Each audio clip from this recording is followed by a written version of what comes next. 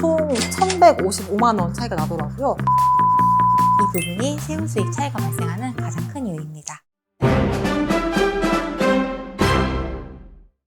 찾아가는 절세 상담 텍스 365에 오신 여러분 환영합니다. 아나운서 신서영입니다. 안녕하세요. 메리츠증권 리테일 지원팀의 황혜린 세무사입니다. 네, 오늘의 셈법은 바로 채권입니다. 보통 채권 투자로 발생하는 세금이 적다 보니 세금에 민감한 고액 자산가 중심으로 채권 시장이 붐이란 얘기를 들었어요. 네, 최근 개인 투자자의 채권 순매수액이 21년 4조 5천억대에서 22년에 20조 6천억대로 급증하고 23년에는 7월 말 20조 6천억 원을 넘겨 10월 말에는 30조 9,400억대를 매수했다고 합니다. 규모도 그렇고 증가세도 엄청난데요? 네, 채권에 투자하면 안정적인 이자 소득이 발생하고 향후 금리 인하에 따른 매매 차익이 기대되기 때문에 투자자들의 관심을 끈 것 같습니다. 그리고 무엇보다 개인이 채권에 투자한 경우 발생하는 매매 차익이 과세 대상이 아니라는 점이 포인트가 된 것 같습니다. 수익은 생기는데 세금은 없으니까 투자 대상으로 굉장히 매력적으로 보입니다.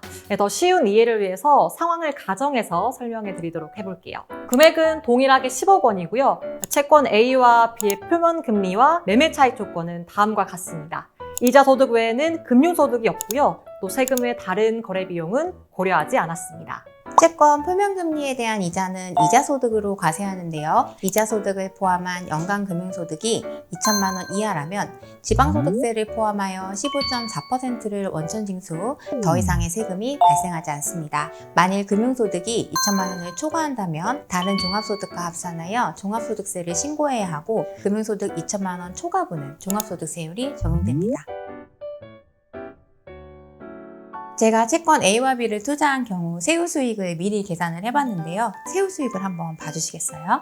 투자 수익률이 5%로 동일하다고 가정한다면 채권 A는 4,692만 원, 채권 B는 3,537만 원으로 총 1,155만 원 차이가 나더라고요. 이거 왜 이렇게 나오는 건가요?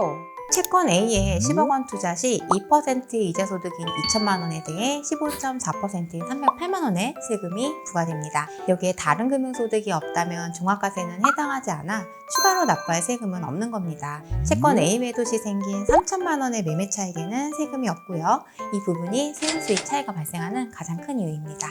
그럼 채권 B는 5%의 이자 소득만 있으니까 5천만 원에 대한 15.4%인 총 770만 원의 세금을 부담하면 되는 건가요? 네, 맞습니다. 그런데 앞서 설명드린 것처럼 이자소득이 2천만 원을 초과했으므로 종합소득세 신고를 해야 하고 금융소득 2천만 원 초과분에는 38.5%의 종합소득세율이 적용됩니다. 따라서 원천징수세 770만 원과 종합과세로 인한 추가세 693만 원을 더해 총 1,463만 원을 부담하게 되는 겁니다. 가정을 바꿔서 채권 매매 차익이 일부 발생했다 하더라도 금융소득 종합과세에 해당되어 높은 종합소득세율을 적용받는다면 세후 수익은 줄어들 수밖에 없습니다.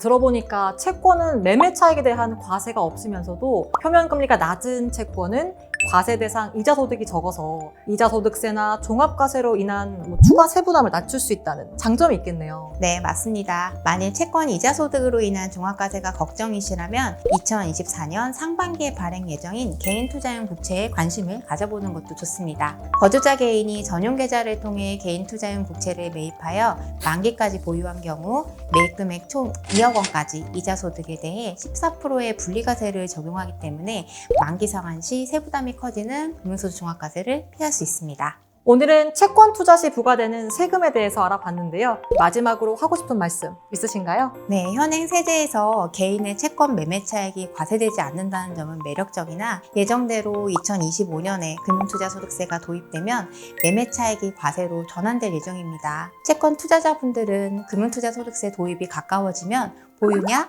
매도냐의 의사결정이 필요할 수도 있다는 점을 추가로 말씀드리고 싶습니다. 네, 오늘은 채권 투자 시 고려해야 될 세금에 대해서 알아봤는데요. 3화에서는 투자 시 고려해야 될 세금에 대해서 알아보려고 하니까 많은 관심 부탁드릴게요. 찾아가는 절세 상담 텍스 365 3화에서 만날게요.